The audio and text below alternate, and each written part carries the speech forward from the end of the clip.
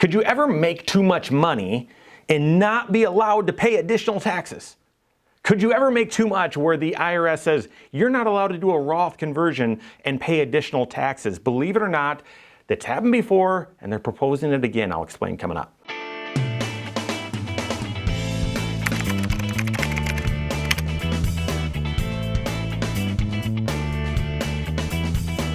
My name is Mike Bernard. I'm the host of the Wise Money Show. I'm also one of the certified financial planners right here at Korhorn Financial Group. Make sure you hit that subscribe button, turn on notifications, and smash that thumbs up button. Why? Because a whole bunch of tax law changes were kicked off early last week, as part of the $3.5 trillion spending bill that's been introduced, and all sorts of tax planning changes with this thing. So I'm taking the big pieces, making some videos about them, and today I'm talk about one of the proposed changes that's with Roth conversions. Now, I am old enough to remember back when there was an income limit for doing Roth conversions. Can you believe that? Yeah. Yes, back in before 2010, you were unable to do a Roth conversion if your adjusted gross income was above $100,000. Think about that. A Roth conversion is transferring money from an IRA to a Roth IRA. It's just a transfer. It's a conversion from an IRA to a Roth IRA. Your IRA typically is pre-tax money that you've contributed, so you got a deduction when you put this money in. It's growing, it's invested, tax sheltered, and then whenever you draw that money out of the IRA, the pre-tax money, you got to report it as taxable income at that time. The Roth IRA is just about the exact opposite. When you contribute into the Roth, it's after-tax money. There's no tax benefit for doing that. The investments are also sheltered there, so the capital gains and dividends, none of that lands on your tax return while it's in the Roth. And then when you withdraw that money, the money that you contributed into the Roth originally, your basis, you don't have to pay tax or any penalty when you draw that out. But if you're eligible, then the growth inside your Roth comes out tax-free. Fantastic. So a lot of times, people will look at their income situation, their tax situation, say, yeah, I'm kind of in a high tax year this year, so I'm going to be funding my 401k pre-tax or my IRA pre-tax. I want the deduction now because I'm in a high tax year. But then out there in the future say, you know what?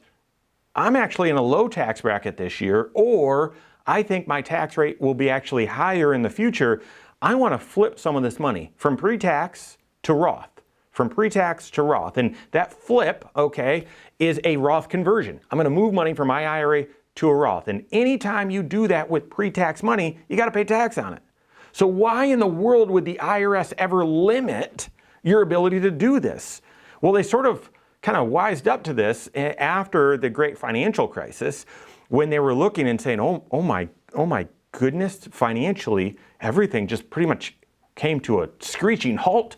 We had to print $1 trillion. $1 trillion.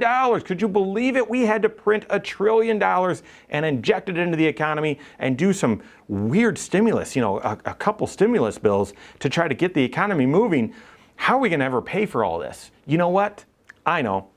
We're going to encourage people to pay tax right now. Let's break down the barriers. Let's remove this $100,000 adjusted gross income limit and say, now, if you want to convert money, go ahead. In fact, you can, and they let people do this in 2010, 11.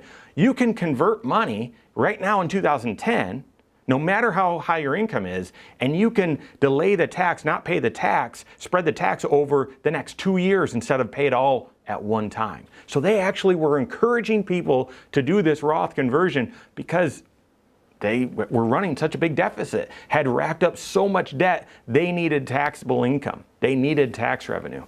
Well, the exact opposite is happening now. In the proposed $3.5 trillion spending bill, they're actually wanting to limit, restrict someone's ability to convert money from an IRA to a Roth or even within their 401k if their income exceeds $400,000. Why? To me, there's one reason, one clear reason. But for those of you maybe that have a high income year, or you inherit some dollars, or you sell a business or whatever, And despite those high tax rates, you say, you know what? I'm young, or circumstances are such that I want to convert some money from my IRA to the Roth and voluntarily pay more tax. If this proposal gets passed and becomes law, they wouldn't even let you voluntarily pay tax. They won't let you do it. And the reason is, right now, the entire time I've been sharing this example, I've been talking about pre-tax money that goes in to your IRA or your 401k and then gets rolled into an IRA, okay? So it's pre-tax money, you've avoided it. Well, sometimes you can actually contribute money after tax into an IRA, after tax, all right? And then you can convert that after tax money into your Roth IRA. Because you never deducted that after-tax money in the first place, you never deducted it. That's why you're calling it after tax. When it moves over to your Roth, it's not a taxable event. They call this the Backdoor Roth IRA. I've done videos about this. We've talked about it a lot. We use this financial planning strategy whenever it makes tax sense, whenever it makes sense, and when it fits in someone's financial plan. If it makes tax sense, but there are different priorities for someone's finances, then fine. Let's not worry about it. But if it makes tax sense for someone's situation, meaning they don't have a bunch of money already sitting pre-tax in an IRA, if you do, it's a bad move. It's a bad move. If you have a separate IRA out there or something like that where there's pre-tax money, it doesn't make sense typically to do the backdoor Roth. And if that fits within your priorities, within your financial life, great, we did it. But if it didn't fit, don't worry about it. Right now, the IRS is saying, listen, if you make over $400,000, we don't want, actually not the IRS, it's Congress that's proposing this, saying if you make over $400,000, we're not going to let you do any Roth conversions, whether that's pre-tax, after-tax, it doesn't matter. We're going to lock down your ability to do Roth conversion. So what do you do? What do you do? Once again, just like the proposal about the new required minimum distribution, if you missed that video, check it out. I would tell you this is still just rumor. They haven't passed this yet. At the time I'm recording it, it's not passed. It seems likely, but there is great opposition from other congressmen and women, so it's not passed yet. So just be aware, don't take action. Just be aware, don't take action. For those of you that need to do a Roth conversion, or you've been thinking about it, or you might be limited in the future, maybe sit down with your certified financial planner and say, listen, the timeline for doing these Roth conversions might be changing. Should that adjust our strategy? Again, it's not passed yet. This isn't an official law, but should this inform some of your planning? 3, if you're ever considering Roth conversions in the future, then I would work with your CFP and say, should this inform planning? Why? Because today's 400 could be tomorrow's 200,000. To me, that my problem with some of these laws, these restrictions, is why 400,000? Today they could say, well, 400,000 is the target, but tomorrow they could say, well, 300,000 is the target. You know what? The next day, 200,000 is really the target. The next day, really, if you have too much money in your account, we're not going to let you do this.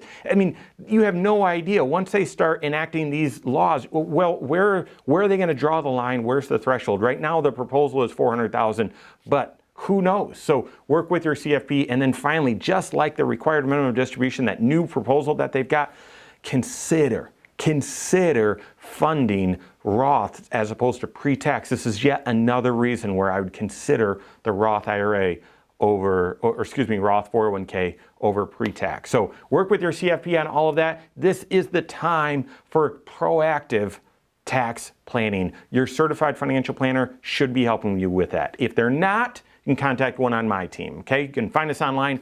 Korhorn.com, that's Korhorn with a K, wisemoneyshow.com, you can find us there as well, or send us an email, info@korhorn.com. Of course, stay tuned to this channel, because as these proposals become laws, or however they become laws, we'll certainly be talking about them here, and I'll update you on what your strategy should be. All right, there you have it. Go out and take your next wise step in your financial life.